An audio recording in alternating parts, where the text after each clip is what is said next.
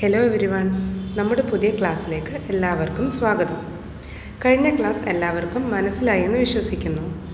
കൂടുതൽ ഇൻഫോർമേറ്റീവ് വീഡിയോസിനായി നമ്മുടെ channel subscribe ചെയ്യുക, ലൈക്ക് ചെയ്യുക, നിങ്ങളുടെ ഡൗട്ട്സ് കമൻറ്റ് സെക്ഷനിൽ അറിയിക്കുക.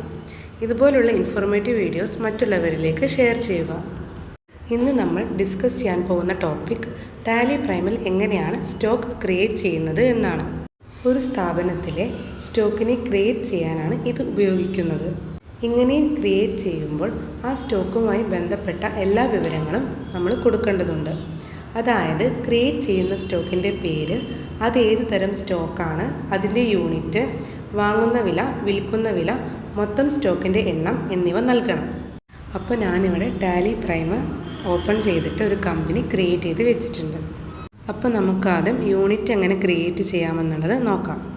അപ്പോൾ അതിന് വേണ്ടിയിട്ട് ഗേറ്റ്വേ ഓഫ് ടാലിയിൽ ക്രിയേറ്റിൽ അക്കൗണ്ടിങ് മാസ്റ്റേഴ്സ് ഉണ്ട്, ഇൻവെൻട്രി മാസ്റ്റേഴ്സ് ഉണ്ട്. അതിൽ ഇൻവെൻട്രി മാസ്റ്റേഴ്സിലാണ് നമുക്ക് ആവശ്യമുള്ള unit, stock item, stock category, group എല്ലാം ഉള്ളത്. അതിൽ യൂണിറ്റ് സെലക്ട് ചെയ്യാം. അപ്പോൾ യൂണിറ്റ് ക്രിയേഷൻ്റെ ബോക്സ് ഓപ്പണായി വന്നിട്ടുണ്ട്. ക്രിയേറ്റ് ചെയ്യുന്ന സ്റ്റോക്കിൻ്റെ ക്വാണ്ടിറ്റി കാണിക്കാനാണ് ഇത് ഉപയോഗിക്കുന്നത്.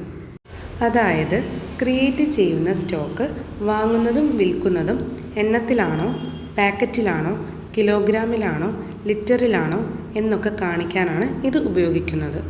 എണ്ണത്തിലാണെങ്കിൽ NOS എന്ന സിമ്പലിലാണ് കാണിക്കുക. അപ്പോൾ നമ്മളിവിടെ NOS എന്ന സിമ്പലിൽ ടൈപ്പ് ചെയ്ത് കൊടുക്കുകയാണ്. എൻ്റർ ചെയ്തിട്ട് നമ്പേഴ്സ് എന്ന് കൊടുക്കുക, എന്നിട്ട് എൻ്റർ ചെയ്തിട്ട് സേവ് ചെയ്തു.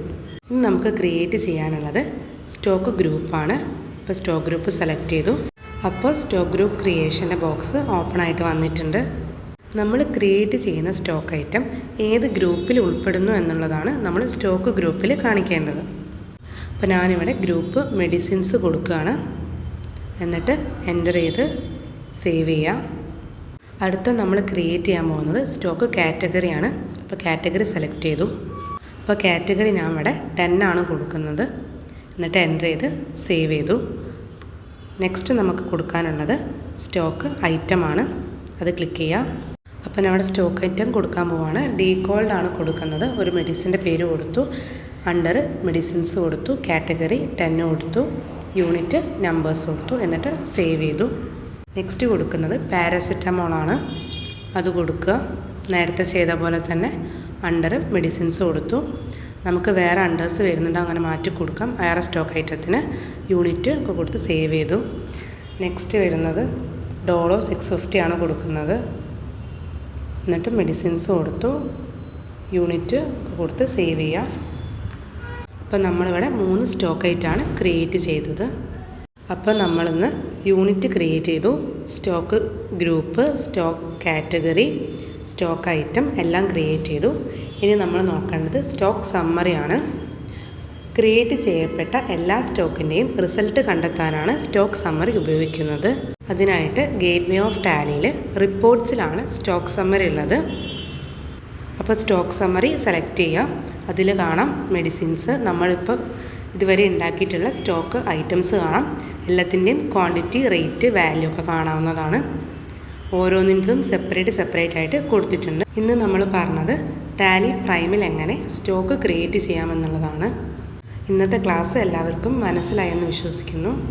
ടാലി അക്കൗണ്ടിങ് വെറും 30 ദിവസം കൊണ്ട് വളരെ എളുപ്പത്തിൽ അതിൻ്റെ ബേസ് മുതൽ അഡ്വാൻസ്ഡ് ലെവൽ വരെ പഠിക്കാവുന്നതാണ്. ടാലി പഠിക്കുന്നതിന് കണക്ക് പഠിക്കേണ്ട ആവശ്യമില്ല.